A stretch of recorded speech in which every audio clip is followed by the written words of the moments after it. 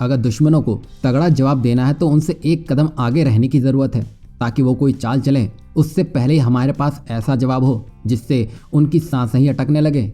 और ऐसा ही कुछ भारत ने किया है। दरअसल भारत के प्रधानमंत्री नरेंद्र मोदी अगले साल की शुरुआत में ही अपने सबसे विश्वसनीय सहयोगी देश की यात्रा करने वाले हैं। प्रधानमंत्री साल 2022 की विदेश यात्रा की शुरुआत विश्वसनीय सहयोगी संयुक्त अरब अमीरात और कुवैत से करने जा रहे हैं। प्रधानमंत्री नरेंद्र मोदी की इस यात्रा का उद्देश्य खाड़ी देशों के साथ संबंधों को और ज्यादा मजबूत करना है। और इन दोनों ही देशों की यात्रा पर विशेष ध्यान इसलिए भी दिया जा रहा है क्योंकि दोनों देश भारत के मध्य पूर्व में विदेश नीति के केंद्र में हैं और इसी विदेश यात्रा से पाकिस्तान की हालत खराब हो रखी है। यहाँ हम आपको बता दें कि भारत और यूएई ने भारत विरोधी और आपराधिक और आर्थिक गतिविधियों को खत्म करके साइबर सुरक्षा और कट्टरपंथ के खिलाफ कार्रवाई के साथ ही साथ रक्षा और खुफिया जानकारी साझा करने के गहन सहयोग के साथ अपने संबंधों को एक नया मुकाम पर पहुंचा दिया है। बता दें कि यूएई में करीब 40 लाख से ज्यादा भारतीय रहते हैं, जबकि कुवैत में 10 लाख भारतीय रहते हैं, जो भारतीय अर्थव्यवस्था के विकास में अहम भूमिका निभाते हैं और जरूरत के वक्त भारत की काफी मदद भी करते हैं। लिहाजा प्रधानमंत्री नरेंद्र मोदी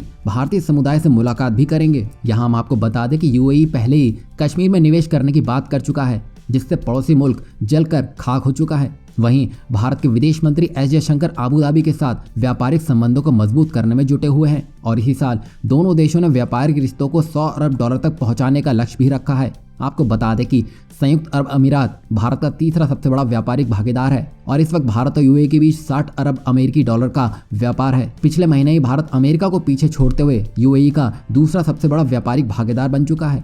यहाँ हम आपको बता दें कि मोदी सरकार के आने के बाद यूएई ने भारत विरोधी तत्वों के खिलाफ काफी ज्यादा कार्रवाई की है और एंटी इंडिया तत्वों को लेकर भारत को खुफिया जानकारी भी यूएई ने उपलब्ध करवाई है। भारत के एक पूर्व सचिव ने कहा है कि पूर्व में जिस तरह से भारत के लिए प्रमुख राजनयिक और व्यापारिक केंद्र सिंगापुर रहा है, उसी तरह से अबू धाबी मध्य पूर्व क्षेत्र में भारत में निवेश करने के लिए अन्य केंद्र है और इसी के साथ ही साथ भारत के लिए यूएई एक प्रमुख रक्षा भागीदार भी बन गया है। यूएई की तरह ही कुवैत के साथ भी भारत के संबंध काफी अहम हो गए हैं। खासकर कोविड-19 की दूसरी लहर के दौरान कुवैत ने भारत की मदद की थी और बड़ी संख्या में ऑक्सीजन सिलेंडरों की आपूर्ति भी भारत को की थी। इससे अब आप समझ सकते हैं भारत किस तरह से अपनी रणनीति में बदलाव करते हुए ताकत से नहीं बल्कि चाणक्य नीति से जवाब देने में लगा है, जिसका तोड़ किसी भी देश के पास नहीं है।